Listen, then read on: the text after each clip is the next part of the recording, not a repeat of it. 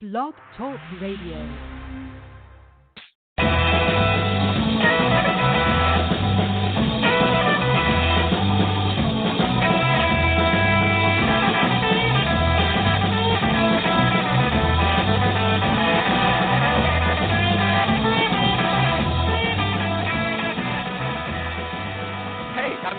That music. Hi, everybody. Recruiting Animal here on December 18th, December 1/8, 2019. It's the last show of the year. Last week I said it was the last show of the year, but I was wrong. Today is the last show because next Wednesday is Christmas Day, and the following Wednesday is New Year's, okay? We can't be broadcasting those days.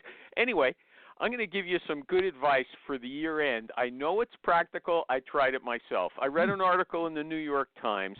It said the best way to make hard-boiled eggs is to heat the water before you put the eggs in, and then the shell comes off easily. And I have found this to be true, and that's important if you ever make hard-boiled eggs, right?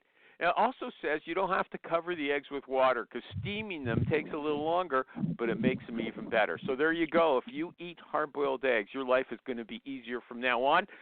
I'd also like to thank all the Animal Show regulars for the contributions, the wonderful contributions they've given to the show this year. Jerry Albright in Indiana, Michael G. Cox in Texas. What's that? Anyway, I have to talk to Michael G. Cox if he comes today. He started a new company. I don't know if the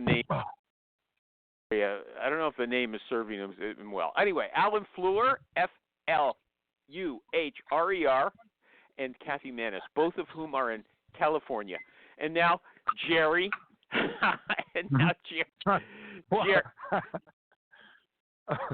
Jerry.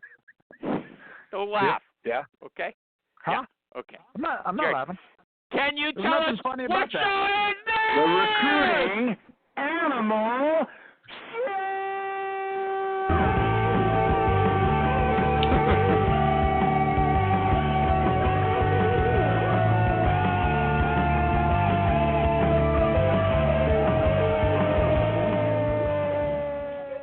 Thank you, Jerry. Still the shout that launched 1,000 ships. Okay.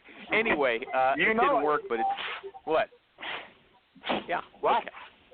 Somebody's phone is malfunctioning. I'll get to it in a minute. I want to thank my sponsors. Okay. I don't know if they're going to go with us for another year, but we'll see. Anyway, first of all, our good friends at PC Recruiter, the Swiss Army knife of recruiting software. Who's making that noise? Jeez. I'm going to have to mute people for a second. Hold on, everybody. Let's see. No, 909 is okay that they're not making the noise. Oh, 619. Must be Kathy. Is it Kathy? I don't know. Let's see. Sorry, everybody. What a way to start a show, eh? Gosh. Okay. HireTool, HireTual, the super-duper sourcing software. And finally, Honeit, HONEIT.com, the phone interview technology. I didn't write it down, so I can't do it. Anyway, going on to the show. Okay, so that's HireTool, Honeit, and PC Recruiter.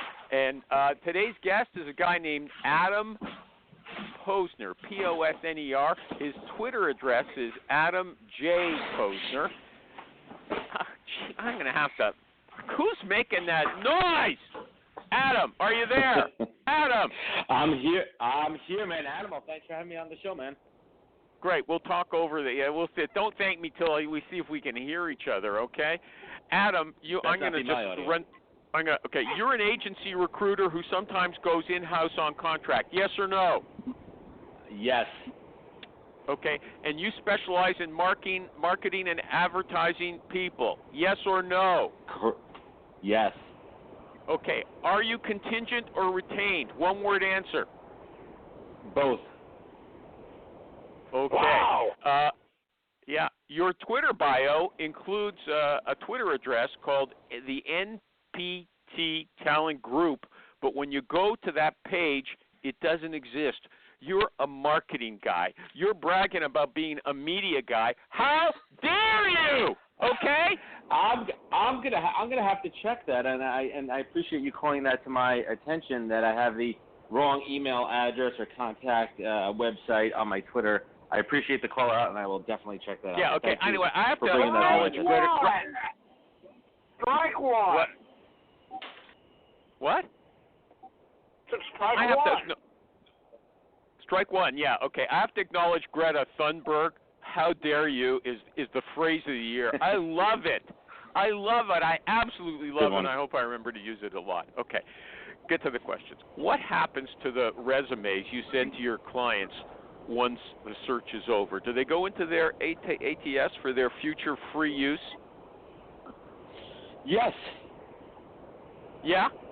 You get ripped off? Yeah, they do, but do I send this to that? There's levels of ownership based on your contract, right? If you introduce somebody to somebody within 6 months, you're still under an ownership period. Sometimes it's 12 months, so it has to be clearly defined in your contract terms. What does it say exactly in your contract? I don't have the exact wording in front of me, but it's all around candidate ownership of who engages, for how long, and what period of time. You know, that's so vague. I don't understand a word you said. In fact, I had to stop myself from saying something vulgar. Listen, I didn't know that I had my contract language memorized in front of me, my man.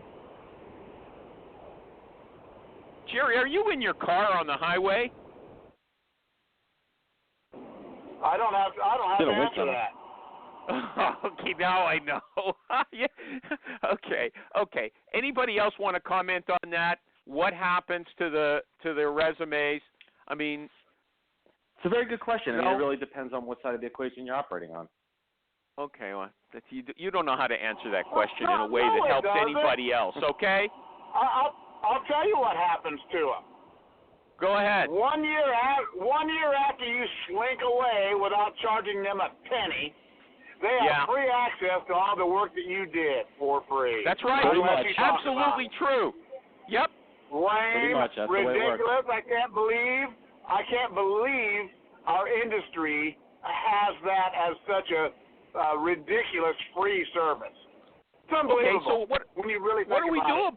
Shocking. What do we do about that, Jerry? What can we do about that? It's a gaping hole. I don't understand. What can we do? That's a good question, actually. I agree with you guys. We can start by talking about it. How? Talk to who? Is it a technical thing where somehow we own the actual physical resume? Hey, Adam, Jerry's got an opinion better than yours. Let him talk, okay? Jerry, you've got the floor. Go ahead. I am of the opinion that if my work is what put that resume in front of them for any period of time, 1 day, 10 years, doesn't matter. If the last work with that candidate is traced back to me, then I've done the work that generated the situation for that candidate to be hired, fee due, payable upon receipt of invoice. Yeah, 1 day, 10 years, 100 years. So perpetuity. Yeah, but but Jerry, hold on. Jerry believes something else as well. He believes they can delete the resumes. I expect they're not them. Yeah. Now, hold on. Now, what do you say they're not going to? How do you know that? I want to know where are they storing my resume? They don't get every candidate I send doesn't automatically get stuck in their ATS for their tickler file for 12 months and 1 day from today. How do you make sure it doesn't? Why are you doing that? Why are you letting companies do that? Do you talk to the hiring manager and say, "Don't screw me over on this"? My written agreement directly states, upon completion of our search, all resumes, profiles, etc., will be removed from your possession. Hey, Jerry. Yeah. Enforce it, Jerry. I have a question. Go ahead, Alan. Go ahead. Jerry, I like that, and my wife has used it.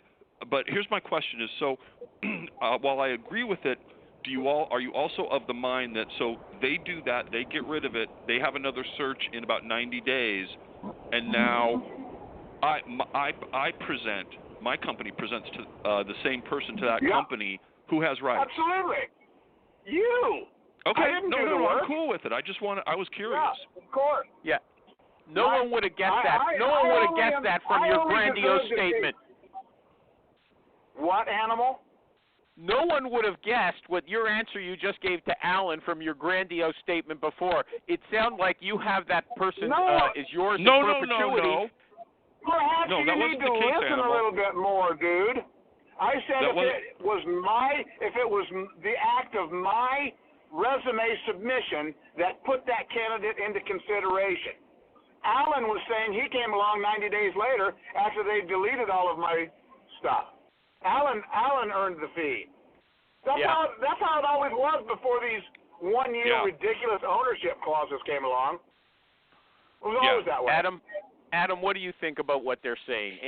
Am I right that Jerry is like living in another world where he can't prove any of the things he's claiming are actually going on behind the scenes? Actually, he kind of can. I would like to see. Let Adam talk. Adam's turn. It's Adam's turn. First thing, Animal. Just Animal, clarify what you're saying. Clarify what you're saying. Okay. Animal. You said it's your candidate. Now you're saying it's Alan's candidate if he presents them. Dude. You are absolutely 100% not comprehending what we are saying. You're seriously not. You're trying to overlay ownership forever. And that's not what I'm saying. I'm saying whatever the stimulus was for you to start that process. Yeah, I understood. Adam, your take. No, you don't. Are you saying now you understand it differently?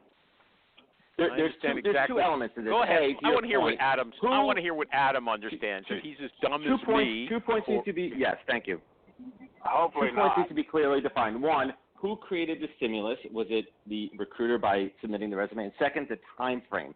That's what's critical. Because listen, companies can have every single human being on the face of their earth in their ATS and claim ownership of it. It's up to the recruiter to define stimulus and time frame. So we're all talking about the same shit here. We just need to get on the same page about what happened after that said time frame. Some of you folks are saying Jerry's saying time frame is irrelevant. It's stimulus. Jerry says stimulus is the key. Time frame is irrelevant. Right? Yeah. Hello, this is Michael Vandervoort from the Drive-Thru HR podcast, where we discuss ideas, trends, and activities that impact HR, talent, HR technology, and the workplace. Our focus is on expanding knowledge and igniting curiosity as we hear directly from people who are shaping the future of the HR industry. Join us. Absolutely. Time frame is irrelevant. If 2 years from now a company opens up a drawer and in there is a resume that says, hey, you got this from Jerry Albright, that fee is my fee. My work put that candidate into their whatever. Drawer, yeah, ATS, but you have to put yourself in a company's database. shoes and have a clearly defined time frame. I mean, is this going to be long after you're gone off the face of the earth, and 100 years from now your grandkids are getting checks from companies where people find the resume in a drawer? Come on, let's be realistic here, people. Absolutely. No, it's my work. My work doesn't have a I don't disagree with you, but I think there needs to be time from a client perspective. You have to work with people who are going to agree to. You have to have reasonable time frames. I'm not disagreeing. I think there has to be parameters in place that everyone agrees to. No, because what you're then hold on, because this is important to me, and it should be important to everybody, Animal. So don't cut this off. Very important. There's finally a legitimate topic on this damn show. If we put a time frame on it, if we say 6 months or 12 months, we are specifically saying have at it on day one after this period. And I'm saying no. I'm not loading up your database for 12 months from now or 6 months from now. I'm not doing it. That's not our service. That's no part of my service is a free leave all my tools in your garage for you to use. It's not that. Very fair. That's not my service.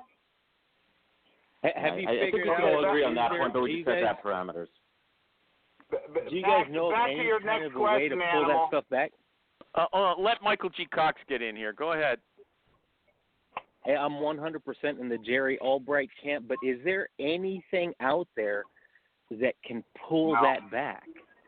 So we're talking about a self-destructing resume. Like this resume will self-destruct in 12 months. Yes, there is. Michael, Here, Michael, can I just cap this IM me. off, We can though, talk. Animal? What? Animal. Let me then just answer this, because everybody's going to be left wondering, well, geez, what does Jerry do about this whole self-destructing resume, etc.? The reality is, in my written agreement, when I have that clause in there and I send it to the customer, it then puts us squarely in a discussion about what my service really is. And that's not a discussion I'm scared to have. Am I calling companies 2 years later to see if they hire? No, none of that. But I am on the front end saying, hey, I'm seriously not here to just put a bunch of resumes on your desk that you then get a keep forever. You don't get a keep these. Yep. That's my service. That's my work. So I'm having Jerry, a discussion about it. So you say that to every new client you come on in that belligerent way and say, don't screw around with my resumes. They're mine. Do you come out and say that? Yeah. Like, how do you broach it? I want to hear the words. I want to hear the words. My guess is you would sound belligerent. I'm as smooth as you can possibly be, dude. And I start off, it's in my agreement. Animal. Yeah. It's in my agreement. Alan, so they read it. Alan, help me. Is he saying that he has a verbal discussion with every hiring manager about this, or just that it's in his agreement like everybody else's? I don't understand. No. What I'm perceiving, and I agree with Jerry, and what I'm perceiving is the following. Number one, it's in the agreement. Number two, that elicits the conversation with the client. Number three, because it elicits a conversation with the client, you get to really see, is this a client that I can work with, trust, build a relationship with over the long term? And four, what it does is, because a lot of companies, while they'll accept resumes and get spammed by resumes, but if most companies are very, I'll say, scared to violate an agreement that they've signed. So what that does is, it's in the agreement, it elicits a conversation, and then if it ever comes back, Jerry now has the leverage to say, hey, we agreed to this. We talked about this. Yeah. Now, Jerry can make the decision on what he wants to do. But how does it elicit a conversation? How does it elicit a conversation? Man, it elicits a conversation because they have questions about it. God, it elicits a conversation. It elicits the conversation that, here, let me give you a great example, Animal. In my company, when I go outside to agencies, they sign my agreement. My agreement is a one-person, one-name, one-placement agreement, and that's it. If they want to build a relationship with me, the agreement forces that.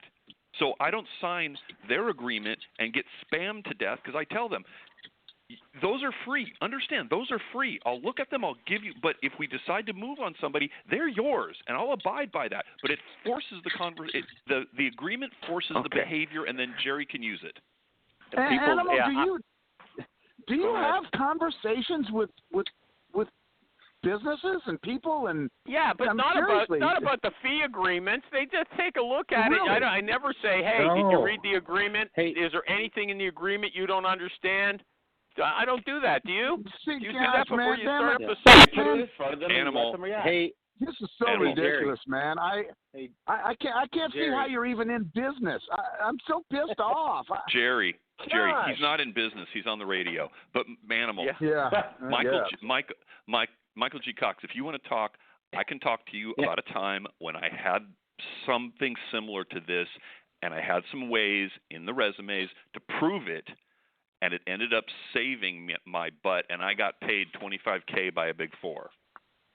Okay. And Jerry, I'm having those conversations. Obviously, I just started, but in the conversations that I'm having, these clients are always pushing back and saying, we're not going to give you 1 year ownership over your own resumes.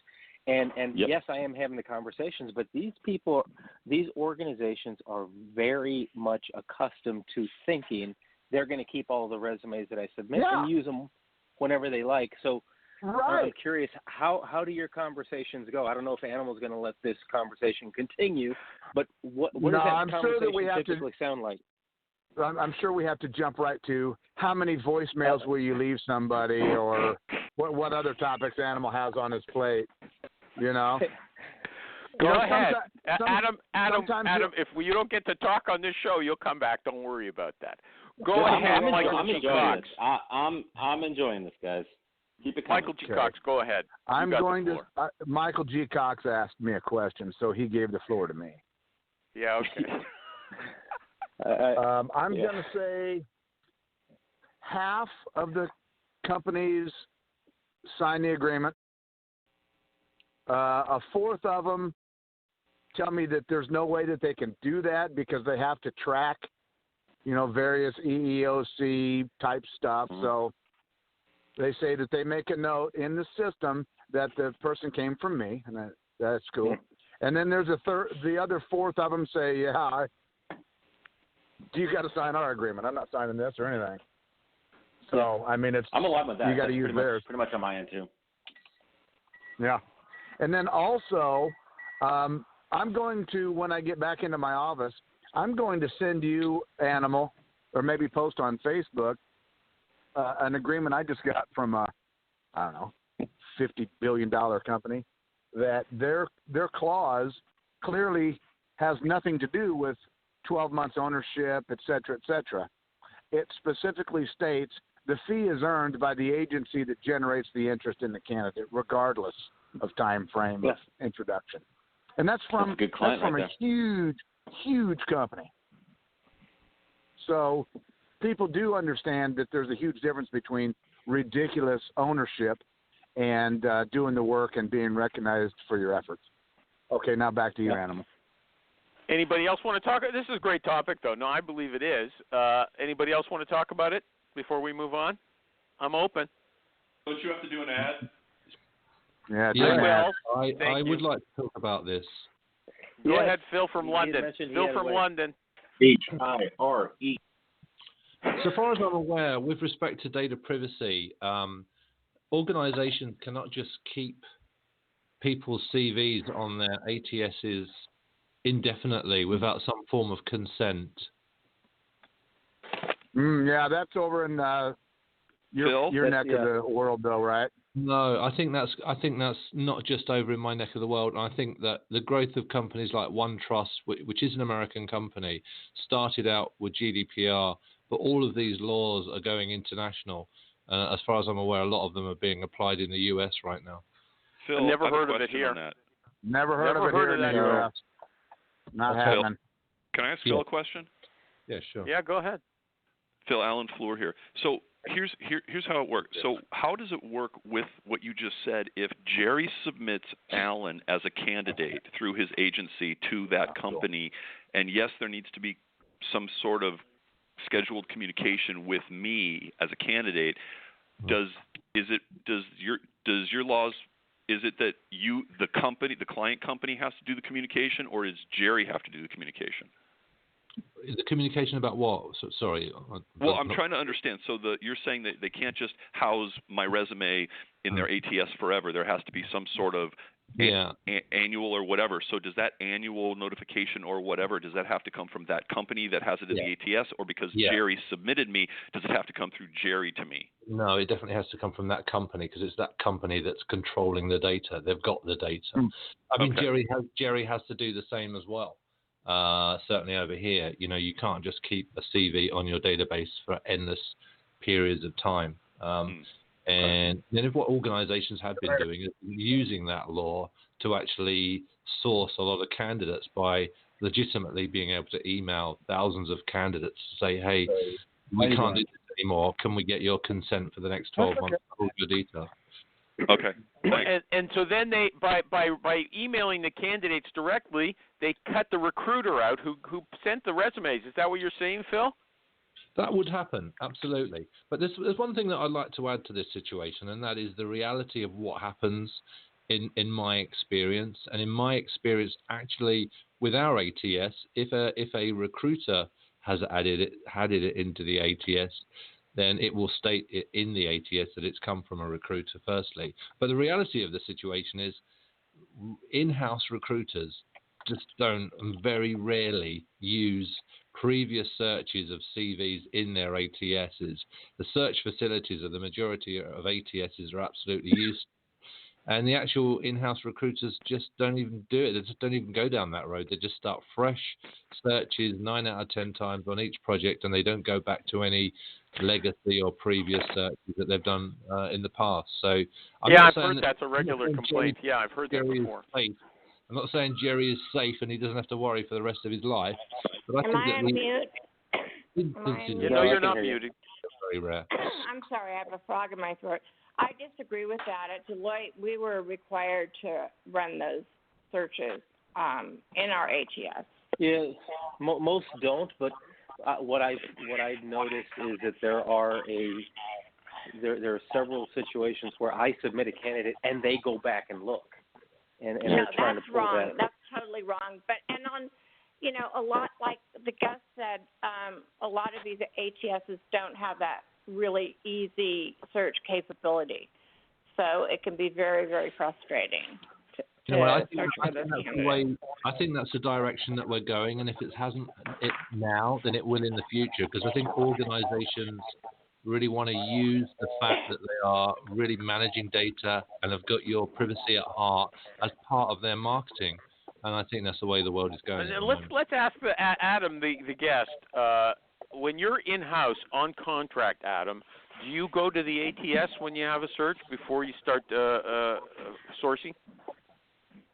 It's a very interesting question. I start sourcing first because I want to find candidates who fit the bill immediately. Like, I want to actually source. And then secondary efforts are to go to the ATS. But I'll be honest with you, man, that's not all the time. I like to go to the fresh farm. Okay. That answers the question. I'm going to do an ad now. Okay. HireTool. HireTual. Someone was saying it for me before. It is a sourcing tool. You go to HireTool.com. You don't have to know any Boolean. You can be a Boolean string dummy. You put your search in English. It creates the string for you, and then it searches a ton of websites, Facebook, LinkedIn, who knows, GitHub, and so that really makes it a lot faster. That speeds up the search. It returns a ranked list of potential candidates. It guesses what they're earning. It guesses who's going to be most ready to make a move, and then it's all up to you to contact them.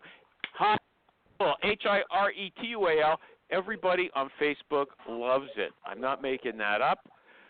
Check it out. Nin Tran is our man at HireTool.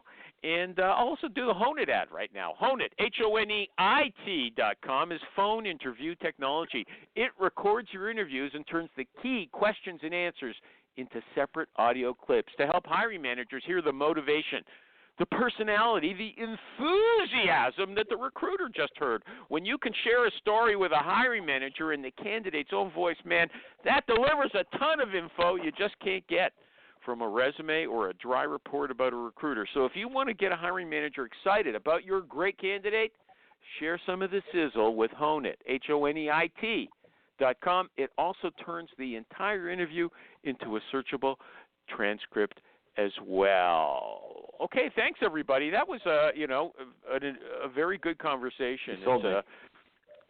Pardon me? You sold me on that ad, man. I'm gonna go out and try it. Your ad works. Go out and try some of those things. Yeah, I got one more ad coming, so you keep your ears open for that too. This was a great conversation. Adam, I told you can come back. Don't worry about the time that you're not getting. Okay, but that was something else I wanted to ask related to that, and I forgot. Oh yeah, Adam, you're a marketing guy. I want to take Michael G. Cox to task. Michael G. Cox is a very accomplished, smart recruiter. He worked in-house for many years until recently he went out on his own, okay? Now, he's given his company a name that I like, but I just don't think it's very communicable. It's called ZagWorks, Z-A-G, separate word, W-O-R-X. I think that's a terrible name. What do you think? Well, I need some context there. What does it mean? Not a damn thing. Is it Spanish or something like that? It's somewhat catchy. It's short. In my career. What are you doing? What is that? Okay. Kathy, your family is not supposed to be part of the show, okay? I mean, can I ask you a question about ZagWorks? I mean, and how often does the person who owns the company ZagWorks have to say, "Oh," is asked, "Can you spell that for me?" Or, "Oh, sorry, can you say that again?" Are you getting that, or is it nice and crisp? Because that's Phil, we're on the same wavelength here. That's just too hard. You can't tell someone Zag works at a party so they can look you up the next day. They won't remember how to spell it, right? Has to be memorable. Even if they spell it correctly, I have that website as well. But nobody really goes to websites very much anyway, so. They can't find you. Okay. Anyway, I think you should use some normal words. Zag works. Okay. I just can't believe that you picked that name. Zag works. I can say it 100 times. You know why this came to mind for me? I want to promote you on the show. Zag works means nothing. People won't even know how to figure out how to search for you. Okay, that's my New Year's message for you. I'll have to contract you to give me a new name. Okay, I'm happy to do so, or I'll get Adam to do it. Hey, Animal. Animal. Well, what? What's your recruiting services name? What's your company name? Well, it's a name that I'm not going to use on this show. Okay. Oh really? Yeah. Huh. Why not? I didn't tell Michael G. Cox. I'm promoting him. Okay. Okay. No, you're disparaging his choice of business name, and I thought maybe you could show us by example just how cool of a name that you've got. An easy to spell recruiting company name. What is it? Yeah, it's very easy, okay? It's very easy. I don't want to mention it here. Company? Very easy? Okay. I've got dual identities, okay? Very and easy that identity is separate from this one. Hey, I've got to get back to the show. I've got to get back to the show. Okay. Adam. VeryEasyRecruiting.com. Adam, here's that right now. Here's a related question. Adam, you with me? Adam, say yes. I'm here. Adam, okay. I'm here, man. Yes. Your candidate, you submit a candidate. The candidate gets an offer, but turns it down. Okay. 8 months later, another headhunter presents the same person. This time, the candidate accepts the offer. Do you deserve a fee? You didn't generate that conversation. So Jerry would say it's the other headhunter gets the money. What do you say? What would you do if that was you? Again, it comes down to candidate ownership and how it's defined in your contract, regardless of where that candidate comes from, another recruiter or an internal. So you would call I just want to clarify. You would call the company and say, "That guy's mine. He's mine." Is that what you're saying? Yep. Hi, I'm Carmen Hudson. I'm the host of the Recruiting Book Club, and we're starting our second season. I'm so excited to bring to you another set of guests of recruiters who have written books. We are excited to have some very special guests this season. We've got Shally, we've got Craig Fisher, James Ellis, and quite a few other people that we're going to bring on board to tell us about what they wrote, why they wrote it, and maybe we'll veer off into a conversation about recruiting on all types of topics and subjects that happen in our industry. So I hope you can join us. I'm excited. Yep, and I would make sure I get that money. So would I. Okay. Yeah, absolutely. How long have you been ownership crap is for the birds, man. It's making lazy ambulance chasers out of all of us. Ridiculous. Nobody chases it. They just find it by circumstance. All of a sudden they say, "Oh, there's that guy. Oh my God, he's working for that company that I introduced them to 9 months ago." Exactly. Yes. Thank you. No, that I introduced them to and couldn't make anything happen and failed and haven't followed up since then. Yeah. And what you get is the company will say to you, "Oh yeah, no, that was a different job. This one's not a sales executive. This is a senior sales manager." Yeah, exactly. They'll change the title on you. Look, it's all about the relationships. Yep, absolutely, Alan. Next question. Adam, how bad is the age bias in your field? You're placing marketing and advertising people. Very much. And how do you see it? I see it. I see it happen all the time around age bias in certain roles where, you know, you have a candidate who might be 25 years plus experience applying to a job that's a 10-year job, and the hiring manager's like, why are they applying for this role? They look old. They look like they've been doing this too long. Or my favorite one, they're overqualified. Calling somebody overqualified before even having a discussion with them to understand their life circumstances. It happens in my industry all the time, and it's disgusting. Okay, but really, isn't there something realistic there that someone's who's been in the business 25 years and is maybe 50 years old is out of touch with their market on a day-to-day basis? That's a fair point as well. But you cannot discriminate somebody right out of the gate. You have to have that initial conversation with them, and then after that conversation, if your feedback was, unfortunately, this person is not in tune with the current trends or in the marketing tools that we're using, then that's a proper disposition reason.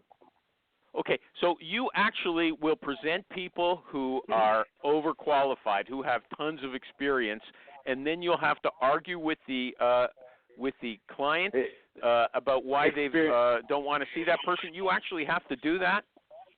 Yeah, it's happened once in a while, but I will not disqualify somebody based on age. I will need to have that conversation with them to understand their particular reason why they're applying for that job. It depends on the circumstance. Lots of factors. Like exactly. In my circumstance, I have chosen not to work for the past 3 years due to illness. Now, I'm keeping up with the trends. I'm reading all the blogs. I have over 20 years of experience. You know, I think I'm marketable. But you're not in marketing, Kathy. You're not in marketing. That's a true. little different. Well, your taste. That's true. That's true. Your taste, What tends to happen is that they'll say, oh, they're overqualified. And you'll go, well, no, they're not overqualified. And that's just a euphemism for saying, actually, they're too old. And then what happens is the argument is, well, you know what, Phil? They've been doing this for 20 years and they haven't progressed. So why are they not putting that as the most number one? That's the one you'll get. And, you know, that's sometimes hard to get around. I hate Phil, that how do you one. get around it? Yeah, I agree with it. Well, how I think do you get What'd you around say? I think Alan, what did you say? Well, I was asking Phil how he got around it because I just had that happen where if one of my hiring managers saw the resume without my notes, they would have glanced at it and go, no, he's been jumping around and he's too old. And I said, really? So I said, shut up and interview him. And his reason for moving around made sense, and we hired him. Uh-huh. And they have too much That's experience. Just piss. Oh, marketing too. Don't give me that crap in marketing. It's all it's similar in different industries. If the guy says his marketing that the person isn't a millennial and wired up to his cell phone and is wireless and he doesn't go, yo, love you, babe, mean it. Yeah. You know what? Then I would make the argument. What are the results that person has gotten over the person I'm presenting you? Mm-hmm. Well, there's a lot of and you know what? And you know what? Here's one that's really fun. If you've got the time and you want to do it, pull the resumes of some hiring managers at the client, or if you're internal at your company, mix and match the stuff a little bit, and ask, hey, I got this resume submit. Would you tell me what you think about this person? And if they go, oh my God, I wouldn't be interested. Really, because it's you. Okay. I would love to see a video of that. Can we have somebody please document this? I'd love to see it once. You can't. Well, you can't because if you published it, the guy would blow a gasket. I mean, we could publish it in an inner circle. Okay, you know, here's just, something. Just between you and me. Public, but not public. Everybody's gonna make fun of me for asking this question, but I read an article in the New York Times just last week about stewardesses not being able to pump. Okay, they've just had a baby, they go back to work, and they're not able to pump. You bring up the weirdest topics. And the way he says it. Let's see where it's going. Let's see where it's going. Okay. Talk about a zag. It was a huge article about sexism in the New York Times. It's not. I didn't think of it in a dream myself. Okay. I saw the article. I didn't read the whole thing, but you can take both sides of the argument. You can call it bias, but you can also call it the airline wants to reduce risk of health risk. Let me finish what the article was about. What was your Alan, point? hold on. If you had a candidate like that and she came to you and she said, look, Alan, I'm interested in this job, but I can't go there unless they allow me to pump. Okay, is there going to be a place where I can do that? Is that going to be okay with them? Okay, how would you handle that? I'm not good in that industry, but I'd ask, can there be accommodations made? And if it's part of the job, how can she do it? There's got to be a way to do it. So how come this doesn't become more of a topic? I mean, there must be – this must come up. I mean, Adam, have you ever had any personal considerations like that be an issue? Yes. Yeah, absolutely. I've certainly placed new mothers or expecting mothers, and they ask what the accommodations are. Are there other working mothers? They don't want to be the first one, right? Sometimes they might be hesitant to be the first one, but I typically don't work with companies that would have that kind of attitude against new mothers pumping. Just a best okay, practice so in actually, my hey, world. here's a guy, the guest says it's a real issue, right? And so some companies are not open to it. Is that what you're saying? And other ones are very accommodating. Is that right? I haven't seen Well, the first you know, one. according to the law, you're entitled to breaks and lunch breaks. So, I mean, there should be Where are you time going to do it, Kathy? Well, I read an article once about some VP. She was doing it in her office, and somebody walked in on her. Do it in the bathroom. Oh, really? Okay. I don't know if that's sanitary. Designated room. You got to have one these days. Yeah. Okay, next question. Has a company, Adam, ever called you with the name? They call you up and they say, Adam, we want you to call this person and recruit them for our company because we don't want to call them directly. Has that ever happened to you? I've had that happen.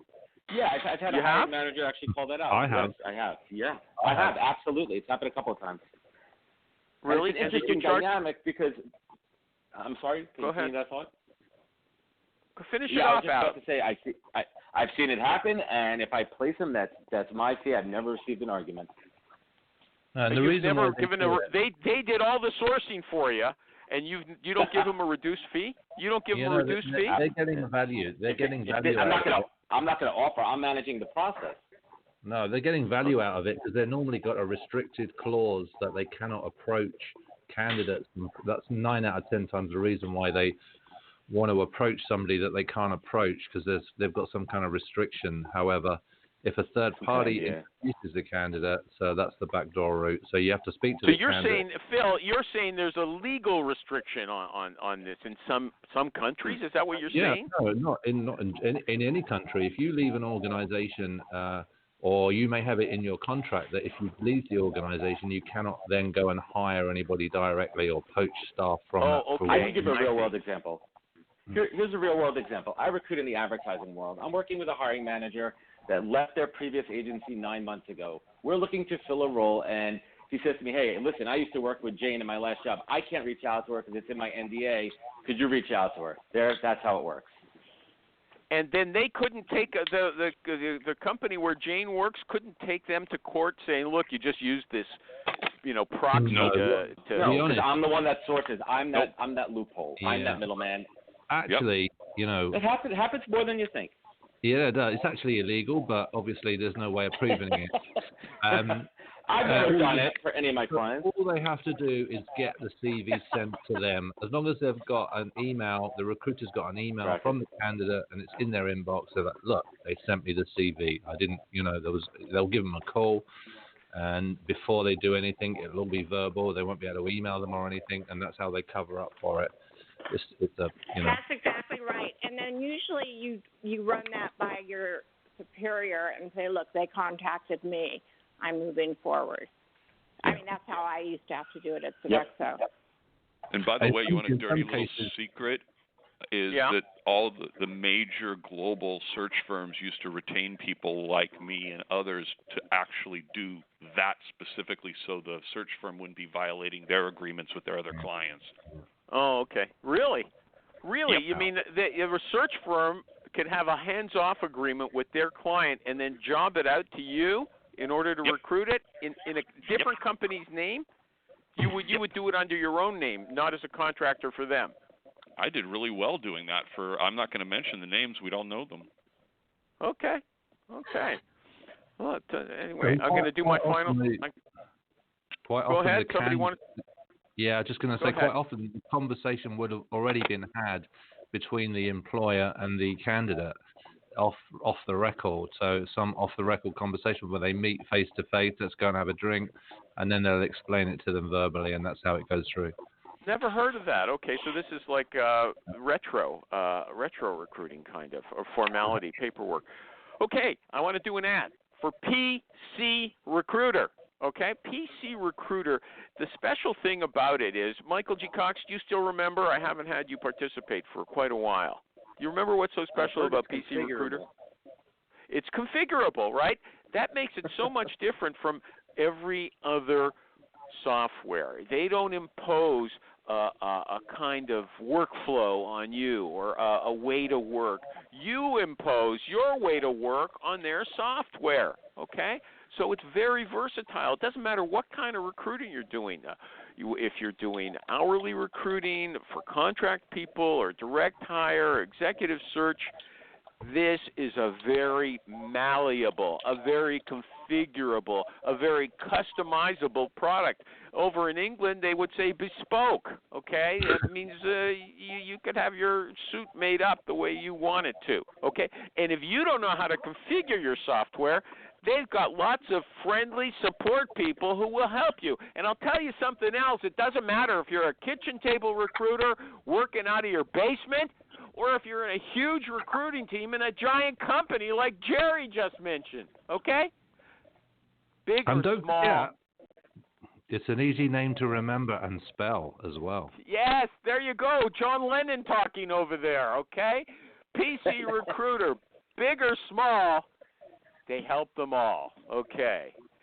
Hey, Adam, you still with us? I'm here, man. Adam.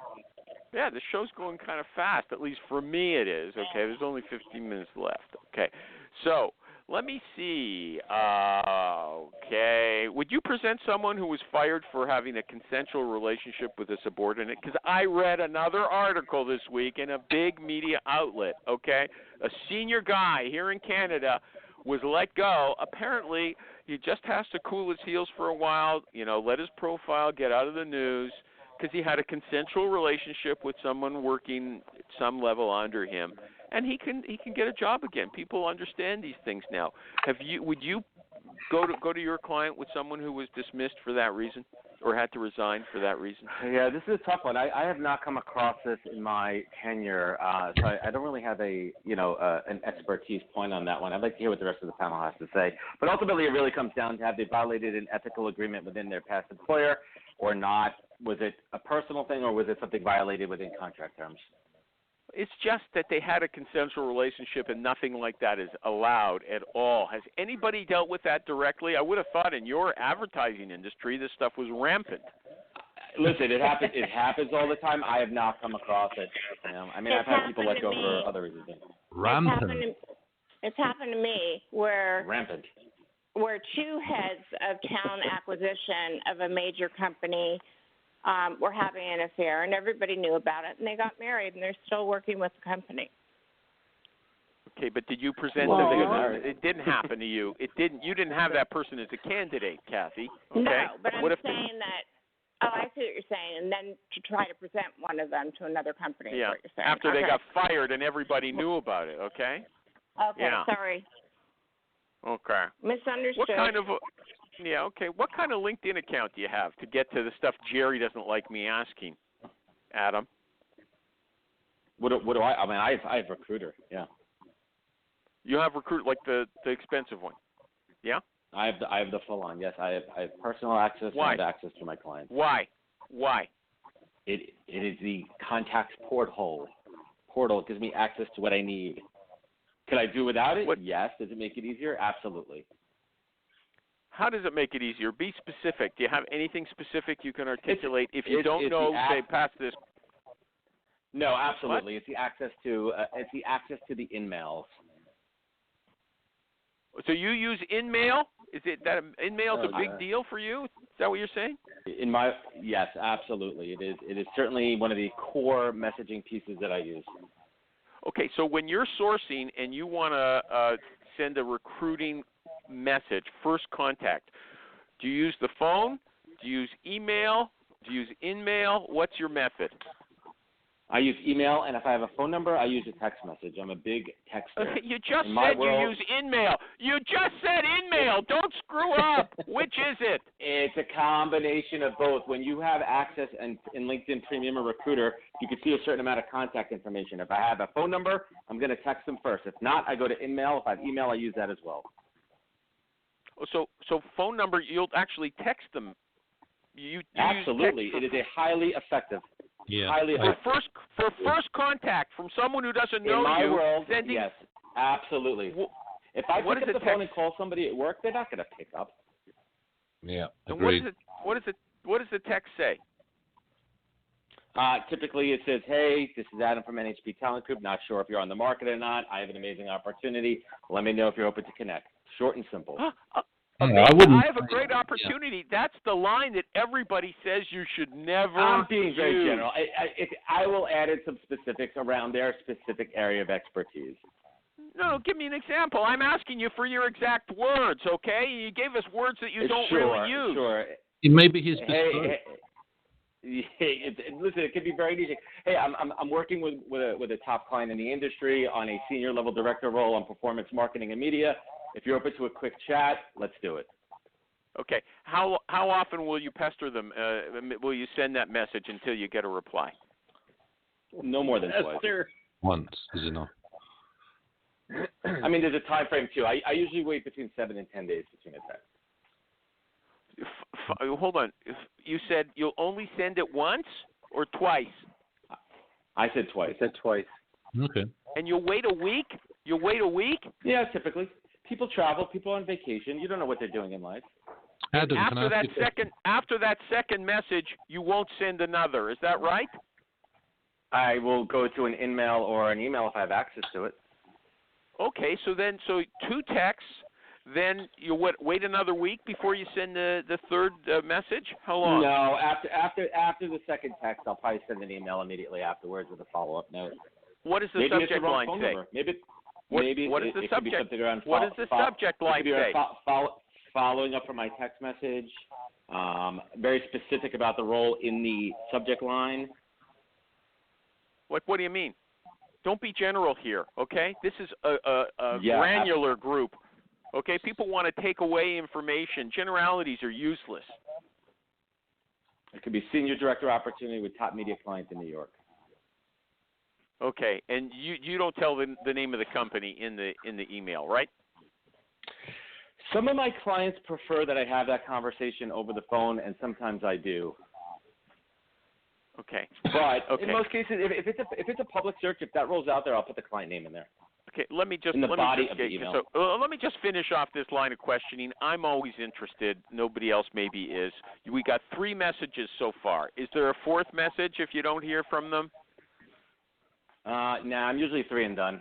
Because some people will send 80 messages. Rich Rosen says, I call them until I get a reply. There's no limit. Okay? And you're not like him. Is that what you're saying? I move on. If I'm not sparking their interest at a certain time, I'll circle back to a candidate maybe a few months later for a similar search and try it again. But that's another search. That's another story. Okay. Yeah. So what's your we got like 3 or 4 contacts, 3 or 4 contacts or attempts. What's your response rate? Absolutely. My current in-mail response rate is 38%. Okay, I'm talking overall, not just in-mail. Yeah, I would say about 50. I have a pretty good track record of candidates responding to me. I also like when I reach out to a candidate and I see that they peep my profile on LinkedIn, then I reach back to them right away with a connect message. Hey, Animal, I'm sorry to interrupt, but I've got to go, and I just want to wish everybody happy holidays, Merry Christmas, Happy Hanukkah, and I look forward to seeing you next year. Thank you for being with us this year, Kathy. Okay. Thank you for being with us, you. okay? Of course. Thank you. Bye-bye. Okay. Bye, Kathy. She's going to the beach. Okay, she's in California. Okay. Okay, so just how long is your email? Is it just that very short nothing message, right? Because, there's people, Adam, listen to me. There's people who spend 20 minutes researching. They find someone on LinkedIn. They spend 20 minutes researching them to find out what they like, and then they write stuff about, I like that too. Let's have a chat, So do you do any rapport building in those messages? It sounds like not at all. There's a level of this. I would say a little bit of customization around recognizing their tenure and where they're at. Also, if I'm reaching out to someone that's still relatively new in their role that I'm trying to grab, I will address that in the email as well. Like, as long as I know that you're relatively new in your job there, how are things working out? Because I was taught early on that, listen, some people switch jobs and they may not like it right away, so don't shy away from reaching out to someone who's new at a job. Are you an HR or talent leader trying to figure out how to have the biggest impact on your business and your people? Listen, you're busier than ever, but you're also under more pressure than ever before. The We're Only Human podcast has been running for over 10 years, helping leaders get a handle on these topics. I'm Ben Eubanks, the host of the show, and I started my career as an HR practitioner and executive. Now I run a research firm dedicated to exploring the trends affecting work and the workplace. We cover research from a practical lens, technology changes, compelling case studies, and more, so that you can get back to work and have the impact you've always wanted to. And we do it with some fun. Check out the We're Only Human podcast today. Okay. Would you ever put as a subject line in an email, "Are you tired of working for an asshole"? I wouldn't use the word asshole. That's not professional. But something like Rich I agree from a marketing standpoint. Rich Rosen uses Good for Rich. Hey, if you're contacting somebody incessantly, and you might run out of subject line titles. Yeah, you're right. Maybe they just don't want to talk to you. Yeah. Hey, actually, man, everything works. It just doesn't work every time. Okay, that's a good one. Did Abe Lincoln say that? I like it. Well, yeah, it sounds pretty good. Yeah, I'd love to hear Honest Abe's email metrics. Yep. Yeah. Okay. So I've got tons of questions, but there's 6 minutes left. Does anybody else want to ask him something? Anybody else? Do you have anything special that you'd like to say before the show is over, or should I just go back with my regular questions? Hey, no, it's awesome, I man. I appreciate you having on the show. What? What's the podcast doing for you?